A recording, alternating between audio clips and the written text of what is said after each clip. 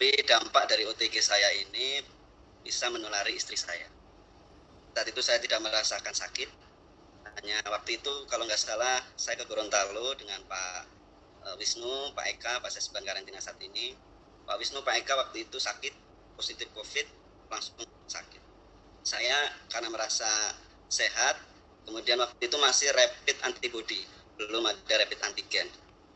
Tanggal 17 September 2020. Nah, saya masih non-reaktif, jadi saya merasa sehat, saya ke Jogja. Tapi saya dengar kabar istri saya demam, 3 hari demam tidak sembuh. Istri saya minta saya pulang. Kemudian saya pulang dari Jogja, kita bareng-bareng tes PCR. Itulah saya baru tahu kalau saya positif, padahal saya kondisi sehat.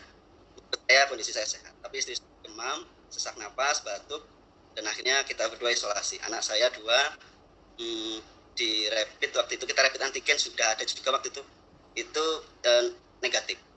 Untungnya anak saya negatif, cuma saya harus isolasi mandiri bisa dengan anak 2, dititip dengan mertua.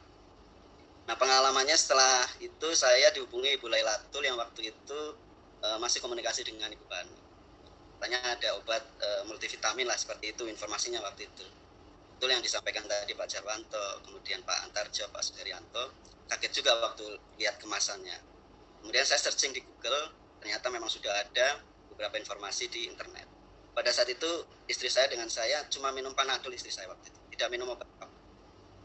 Kemudian karena saya sehat tapi saya positif, saya tetap ikut minum, cuma beda dosis Ibu. Jadi saya 4 butir sehari, istri saya 6. Dia 3, saya 2. Saya karena merasanya obat ini mungkin kalau saya beli mahal kan begitu, jadi ngirit karena saya sehat waktu itu pikirannya begitu. Jadi karena saya sehat tapi saya nafsu makan jadi kuat.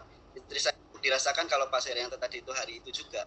Istri saya sehari setelahnya. Jadi waktu itu malam dia minum, besoknya pagi minum, baru besoknya dia bisa merasakan rasa. Tadinya dia bilang kan pahit, terus seperti Pak Antarjo itu makan kayak nggak ada rasanya gitu. Tapi penciuman dia masih ada sedikit. Kemudian dia udah bisa mau makan. Tadinya awalnya kalau misalnya hari ke-5 itu dia makannya agak susah, kita mau rujuk ke rumah sakit, tapi tetap di rumah. Akhirnya karena ada perkembangan itu, hari ke-5 setelah tanggal 23 itu, tanggal 28 saya PCR sama istri. Waktu itu izin flashback ke belakang, istri saya waktu tes itu CT-nya 21 kalau nggak salah. Nah, saya itu sudah 34. Nah, saya merasa kayaknya saya sebelumnya berarti udah bareng dengan Pak Wisnu sama Pak Eka, itu mungkin positifnya. Cuma karena saya mungkin tidak dirasa, jadi saya terlambat tes, jadi saya malah menulari istri. Jadi kemudian hari ke-5 itu istri saya tes itu sudah CT-nya naik jadi 32 kalau nggak salah, tapi masih positif. Ya udah negatif, sudah dianggap negatif PCR. Itu 5, betul hari ke-5 sama dengan Pak Sujarwan. Kemudian istri saya diminta untuk isolasi paling cepat 5 hari baru tes PCR lagi. Hari ke-10 baru istri saya PCR menyatakan bahwa negatif. Itu yang kita rasakan. Dan izin Bu Banun, makasih sekali nih informasinya.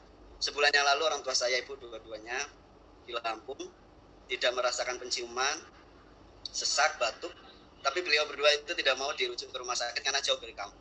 Saya ngirim 2 botol ke sana, dan hari kedua Bapak Ibu saya sudah mulai membaik dan alhamdulillah sehat kembali, sudah bisa beraktivitas. Dan bapak saya sebenarnya punya hipertensi sama dengan Pak Sudaryanto, malah akan lebih fit daripada sebelumnya.